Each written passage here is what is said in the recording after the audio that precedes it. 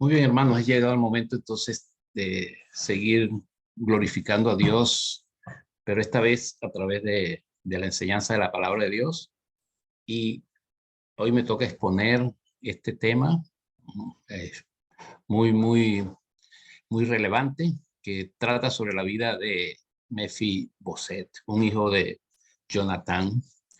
Y, y me gustaría que estuviésemos digamos, identificándonos con toda esta historia, para lo cual el título de este mensaje lo llamaría yo cicatrices del alma, cosas de la vida que le pasan a uno que deja cicatrices en el alma. Bajo este enfoque es en el cual quiero trazar la exposición de la palabra, pidiendo a nuestro Dios, nuestro Padre, que pueda, digamos, mostrar su gloria a través de la exposición de su palabra, y que esto realmente sea relevante en nuestras vidas y pueda producir el efecto por la cual la palabra fue generada desde el corazón de Dios hacia las personas, y que ha sido plasmada en la Sagrada Escritura para nuestro beneficio, para nuestra edificación, que es lo que Dios quiere. Por eso quiero presentar este tema, Padre. Sea tu nombre glorificado en todo lo que hago a través de esta enseñanza, y que nuestros hermanos sean edificados con el poder de tu Santo Espíritu. 4 puntos fundamentales va a ser la exposición.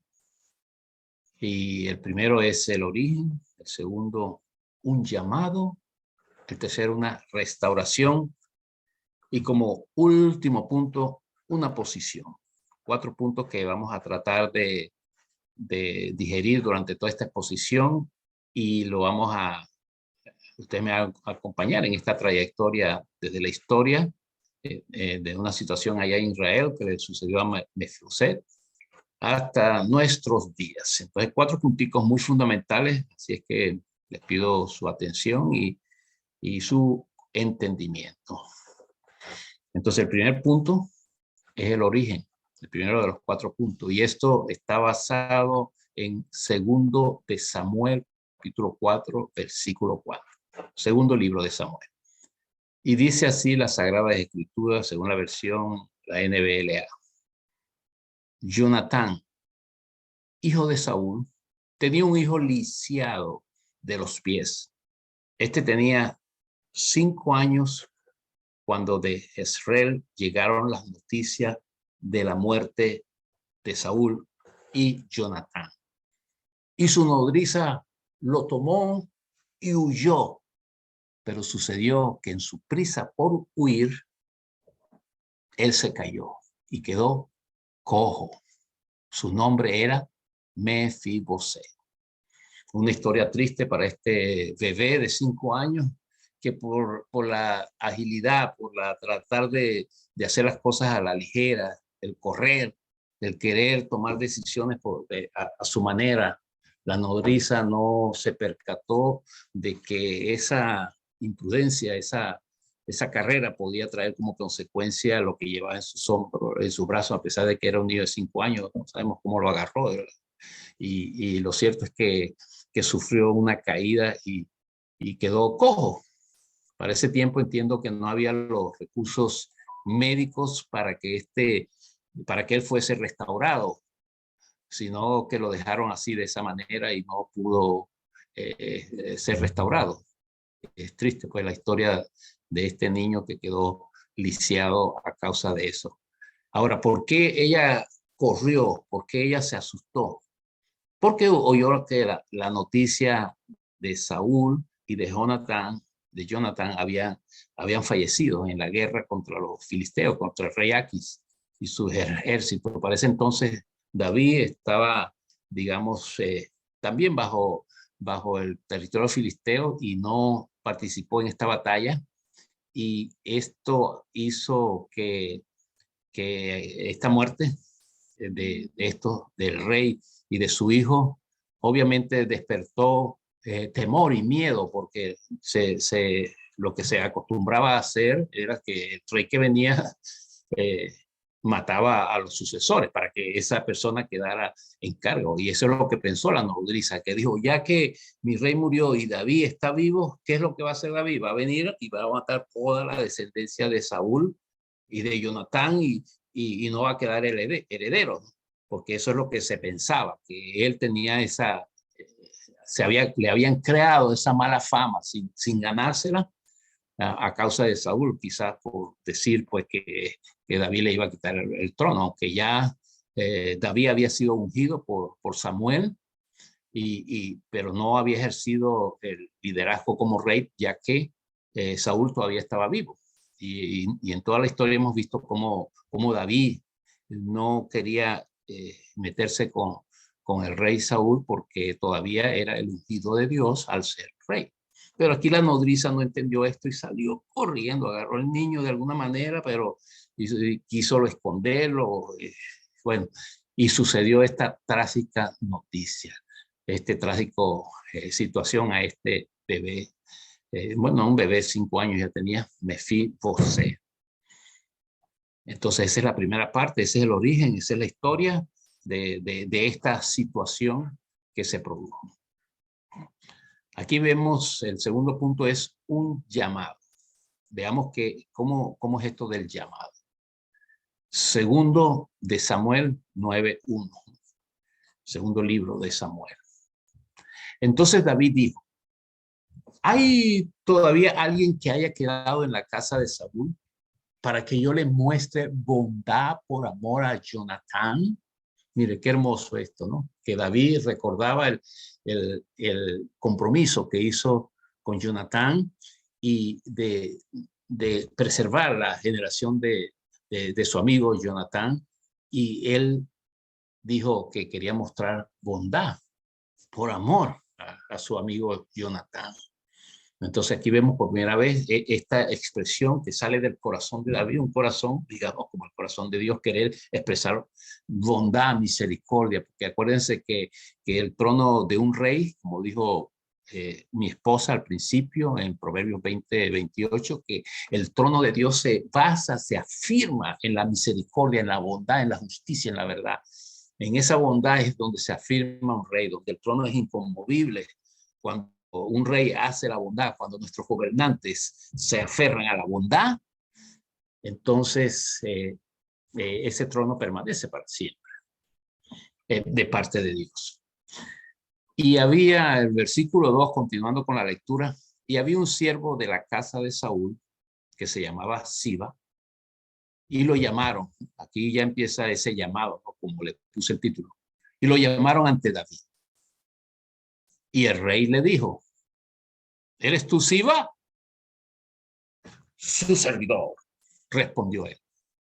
Y el rey le preguntó, ¿no queda aún alguien en la casa de Saúl a quien yo pueda mostrar la bondad de Dios? Fíjate que esta vez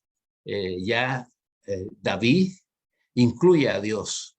Cuando al principio decía que quería mostrar la bondad a Jonatán, aquí ya dice, quería mostrar la bondad de Dios. O sea, él entendía y reconocía que ese deseo de brindar bondad venía de parte de Dios, porque ese es el carácter de Dios, su bondad, su misericordia. Entonces, él quería hacerlo y se lo expresa a Siba.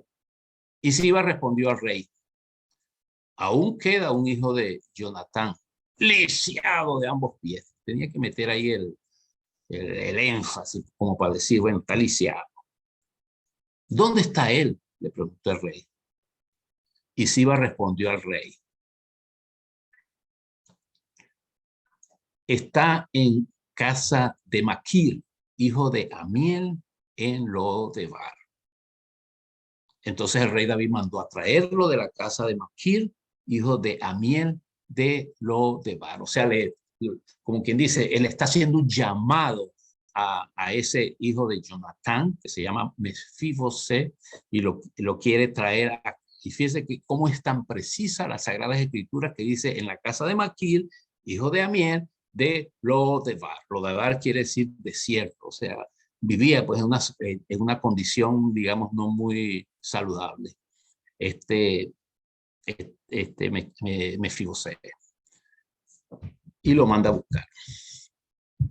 Ese es el segundo punto. Y el tercer punto de los 4 que quiero tocar en esta historia bíblica, dice que en segundo de Samuel, no segunda, recuerden que es un libro, no una carta, y Mefiboset, hijo de Jonatán, hijo de Saúl, vino a David y cayendo sobre su rostro se postró y dijo, y David dijo, Mefiboset, su siervo, respondió él. David le dijo, no temas, porque ciertamente te mostraré bondad por amor a tu padre Jonatán, y te devolveré todo la tierra de tu abuelo Saúl, y tú comerás siempre a mi mesa. Wow, tremendo, ¿no? Fíjense que otra vez resalta la palabra bondad. Demostraré bondad por amor a tu padre. Hoy incluye al padre, al pacto que hizo con su padre, eh, por ese acercamiento que tenían de amigos unos a otros, y te devolveré toda la tierra de tu abuelo Saúl. O sea que no era solamente una expresión de decirlo, bueno, qué bueno que estés vivo, sino que David tomó una acción y dijo que le iba a devolver todas las posesiones que tenía Saúl a Mefiboset.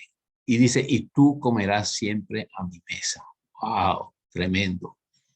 Y él se postró de nuevo y dijo, veamos cuál es la actitud de Mefiboset. Dijo, ¿quién es su siervo para que tome en cuenta a un perro muerto como yo? Wow, wow. Se imaginan ustedes delante del rey David y mire esta posición de Mefiboset. ¿Cómo se consideraba Mefiboset? Un perro muerto. Otras versiones dicen, no valgo más que un perro muerto. Otras versiones dicen así. O sea, el autoestima de Mefiboset, debido a su inutilidad, a sus piernas que no le funcionaban correctamente, y quizás el desprecio de la sociedad, quién sabe, tantas cosas que le puede parecer a un inválido, especialmente para esos tiempos que no había esos recursos. Aquí, por supuesto, gozamos de tantos beneficios, el parking, qué sé yo, silla de ruedas, otros beneficios que le dan, pero para este tiempo no había nada para una persona que estaba inútil. Más bien era despreciada, echada a un lado porque era una persona inútil. Entonces, siguiendo con la lectura, en el versículo 9, entonces el rey llamó a Siba, siervo de Saúl, y le dijo, todo lo que pertenecía a Saúl y a su casa lo he dado al nieto de tu señor. Qué bueno que David no tomó en cuenta lo que dijo Mefiboset, que no se basó en lo que él se consideraba un perro muerto, sino más bien él veía más bien la bondad que se había trazado desde el principio, antes de mandarlo a buscar a Mefiboset, de brindarle ¿qué? Misericordia, de brindarle favor, de cumplir ese pacto que había hecho con la familia de Jonatán. Y aquí vemos cómo comienza ese proceso de restauración de alguien que estaba, digamos, desahuciado, alguien que no había sido tomado en cuenta por nadie y fue tomado en cuenta nada menos ni nada más que por el rey, que lo pudo rescatar de donde él estaba, en el desierto, digamos, en esa zona, para llevarlo a su mesa. Continuamos con la lectura en segundo de Samuel 9:10 y dice así, y tú, tus hijos y tus siervos cultivarán la tierra para él y le llevarás los frutos para que el nieto de tu señor tenga alimentos, refiriéndose a Siba, a su siervo. Sin embargo, Mefiboset, nieto de tu señor, comerá siempre a mi mesa. ¡Qué bárbaro! ¿Se imaginan eso? Después de estar comiendo quién sabe dónde, ahora lo trae a la mesa de Dios. Traten de ubicarse toda esta vida de Mefiboset, todas esas angustias en nuestra vida. en nuestra vida, ahora que somos cristianos, sentados en la mesa del rey. Siba tenía 15 hijos y 20 siervos. Todos esos iban a estar al servicio de la familia de Mefibosé. Pero Mefibosé, específicamente él, iba a estar con el rey. Respondió Siba al rey: conforme a todo lo que mi señor, el rey, mande a su siervo, así hará su siervo. ¿Y qué pasó con Mefibosé? Y Mefibosé comió a la mesa de David como uno de los hijos del rey. Noten esto, hijos del rey, como uno de los hijos del rey. Usa la palabra hijo. Lo tenía como en el mismo nivel, en la misma categoría de los hijos. Mefibosé, alguien que supuestamente era de la oposición, porque cuando reinaba Saúl era de la oposición, sin embargo vino a ser parte del rey. Mefibosé tenía un hijo pequeño que se llamaba Micaía. No me caía, si acaso, Micaía, ¿no? Porque no quiero recordar el pasado. Micaía. Y todos los que moraban en la casa de Siba eran siervos de Mefibosé. Qué bárbaro. O sea, no solo su condición de desprecio de antes, ahora él iba a tener siervos que le atendían, que le servían. Pero Mefibosé moraba en Jerusalén porque siempre comía a la mesa del rey. Estaba lisiado de ambas piernas. Es decir, su condición física en sí no había sido restaurada. Pero sin embargo, su restauración moral, lo que él se consideraba como un perro muerto, había sido restaurado por el rey. Su alma, que es lo más importante, su espíritu, porque uno puede tener las dos piernas funcionando muy bien, pero si tu espíritu está muerto, decaído, entonces es como si se considerara perro muerto. Y esos son los 4 puntos en base a esta historia, pero ahí no termina todo, ¿no? Ahora veamos cómo todo esto, historia se aplica a nuestra vida y también la vamos a basar en 4 punticos muy breves.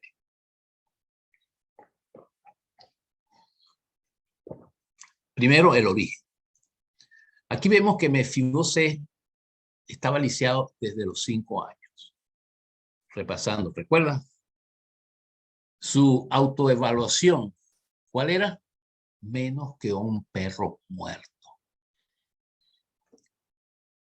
¿Cuántas personas, aplicándolo a nuestras vidas, a nuestros amigos, familiares o alguien conocido, no ha sido lisiado desde muy temprana edad?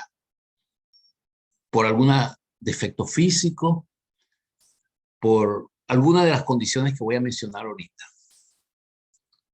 Maltratos, o porque te soltaron y quedaste lisiado.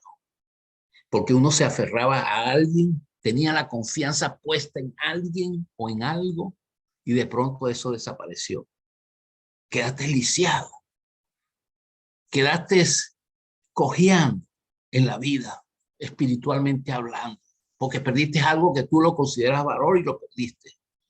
Un trabajo, no sé, una amistad, un padre, un amigo, un hermano, una madre, un esposo, una esposa, un hijo. ¿Cuántas personas han perdido algo desde muy temprana edad que ha quedado lisiados del alma, del espíritu, con las dos piernas bien, pero lisiados espiritualmente? O que a lo mejor ha sido abusado o abusada, o que has salido adelante solo porque, o sola porque no has tenido quien te ayude. Has luchado en esta vida, has tratado de llevar adelante tu vida, o porque has tenido una familia disfuncional, que había conflictos, problemas entre padres, hijos, hermanos, una familia que no funcionaba conforme a los patrones divinos, o que tendrías una vida miserable, que considerabas que tu vida era miserable, que no valías nada, que a ti siempre eres la que sufre, y te dices tú mismo que todo a mí me sale mal, siempre a mí me salen malas cosas, todo el mundo está en contra mía, porque te decepcionaron, te agarraste de la esperanza de alguien que te iba a atender, a cuidar, a cumplir, y te decepcionó. O porque tenías una relación enfermiza con una pareja o con alguien que no funcionó, se destruyó porque te hiciste expectativas que no se cumplieron conforme a los diseños que tú o las esperanzas que tú tenías para que en esa relación. Fue completamente enfermiza. Entraste en algo que en lugar de solucionar problemas, recibiste más problemas. Saben que hay un punto ciego en nuestras vidas que a veces no vemos y lo aplicamos a un carro. En el carro, cuando los que manejan, lo manejamos, notamos que hay un punto donde podemos ver hacia adelante, hacia los lados, hacia atrás por el retrovisor, pero hay un puntico que está muerto, que está ciego, que de pronto tú vas manejando y quieres cruzar y de pronto se te aparece alguien por la derecha o por la izquierda, pero no lo viste. ¿De dónde salió este? Es un punto ciego en el carro. Así en nuestras vidas hay puntos ciegos donde nosotros podemos ver hacia adelante, hacia atrás, pero hay alguna parte, alguna zona de nuestra vida que nosotros no la vemos y otros sí las detectan. Y debemos estar atentos de que, quien nos lo muestra podamos verlo y entender que así es.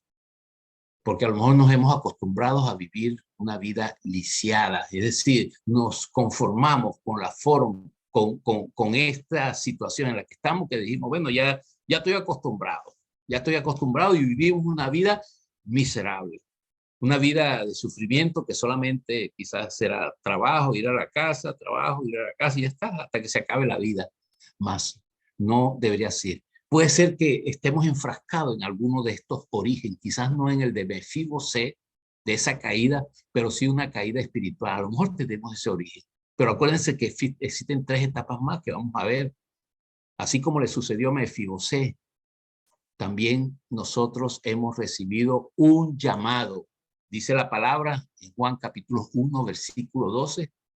Pero a todos los que le recibieron, les dio el derecho de llegar a ser, ¿qué? Hijos de Dios. ¿Se acuerdan? Mefibosé ante el rey lo consideraba con hijo. Nosotros somos considerados hijos de Dios. Somos todos hijos de Dios cuando reconocemos a Jesucristo como nuestro Señor y Salvador. Es decir, a los que creen en su nombre, en el nombre del Hijo de Jesús, que no nacieron de sangre ni de voluntad de carne, ni de la voluntad del hombre, sino de Dios. Hemos sido llamados a ser, ¿qué? Hijos de Dios. Y lo confirmamos con Efesios capítulo 5, versículo 8, que dice, porque antes eras tinieblas, andamos en tinieblas, andamos en esa depresión, en ese mundo que parecía que no había salida. Pero ahora somos luz en el Señor.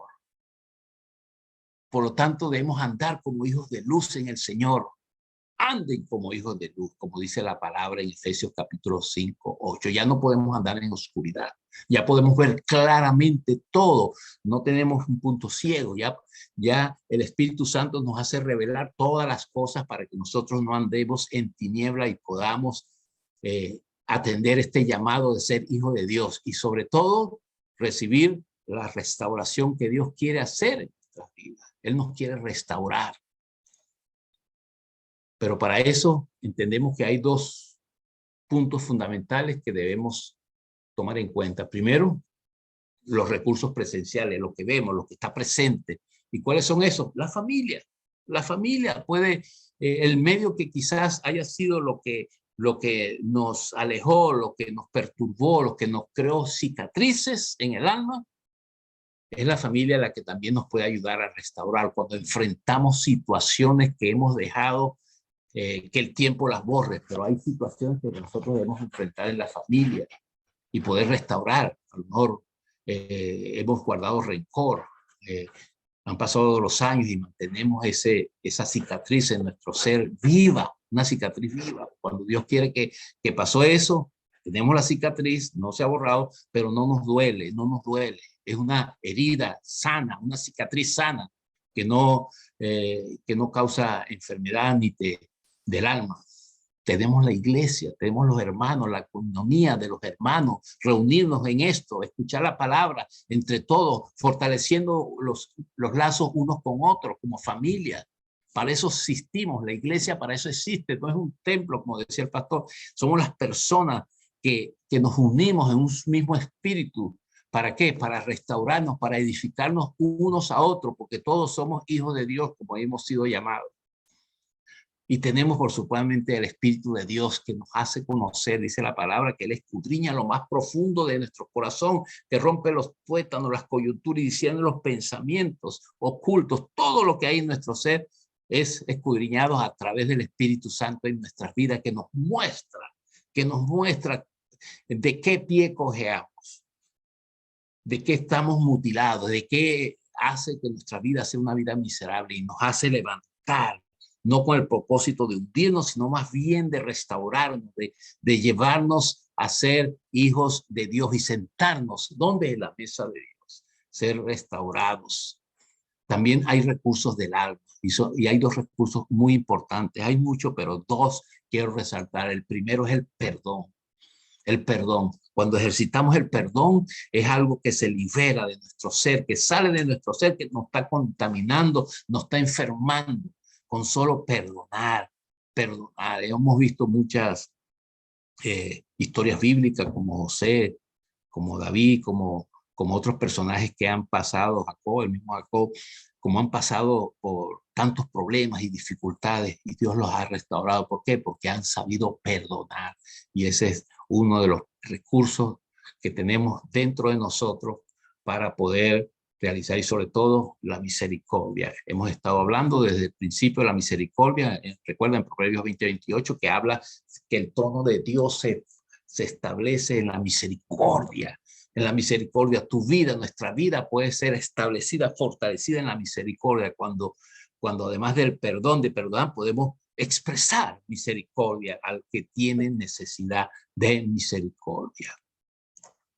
Y por último punto, posición. Efesios 2:4 dice así: pero Dios, que es rico en misericordia, por causa del gran amor con que nos amó, aun cuando estábamos muertos en nuestros delitos, nos dio vida juntamente con Cristo. Por gracia ustedes han sido salvados. Y con Él nos resucitó, y con Él, ¿dónde nos posicionó? Y Él nos sentó en los lugares celestiales en Cristo Jesús. Gloria a Dios. A fin de poder mostrar a los siglos venideros la sobreabundante riqueza de su gracia por su bondad para con nosotros en Cristo Jesús. ¿Qué mejor lugar podemos estar nosotros sentados en los lugares celestiales? Cuando andamos en tinieblas, ahora estamos en la misma presencia de Dios, porque el Espíritu Santo mora en nosotros. Estamos sentados en lugares celestiales. Esa es nuestra posición. Ya no estamos comiendo por ahí, sino comemos de las riquezas del reino, de la palabra de Dios que se nos da, la comida no adulterada. Entonces, estos 4 punticos son los que quiero que les quede bien claro, porque ya olvidando ese pasado, ahora somos nuevas criaturas en Cristo Jesús, y es el momento de tomar posición, que somos cristianos redimidos por la sangre del Pacto. En Cristo somos más que victoriosos, porque el que está con nosotros es más poderoso que el que está en el mundo. Tomemos, examos y concluimos que la fe es la materia prima de Dios. La fe es que Dios construye y nos da lo que nosotros deseamos. Está construyendo ahí. ¿Qué queríamos? Algo, lo construye y aquí está, porque lo creamos con una fe inconmovible. Nos libra de temor, porque ya no tenemos temor, porque acuérdense que David, cuando llamó a Mefibosé, le dijo: no temas, no temas, no te voy a hacer nada. Así Dios nos dice: no temas cuando entramos en la presencia, aunque andábamos haciendo lo contrario de Dios. Aunque éramos enemigos de Dios, Dios nos restaura y dice, no temas, eras enemigo mío, pero ahora no eres, ahora eres hijo mío. Gloria a Dios. Dios restaura lo perdido. Hemos perdido muchas cosas. Quizás no restaure lo mismito que habíamos perdido, pero sí algo mejor, algo que es para los propósitos del reino, cosas que valen, que no son perecederas. Estamos sentados en lugares celestiales, hermano. Amigos que nos escuchan, estamos en posición de privilegio como hijos de Dios. Dios tiene a su disposición ángeles que nos ministran a nosotros, dice la palabra. Él creó ángeles para nuestra administración. No veamos las circunstancias negativas, más bien veamos los ángeles que están alrededor, hablando espiritualmente, que están a nuestro servicio. No que los problemas se nos acechan, sino que tenemos a un Dios que nos defiende con sus ángeles, que su manto de misericordia nos cubre en nuestro caminar. Poderoso es Dios, que lo que comenzó en nosotros lo va a terminar.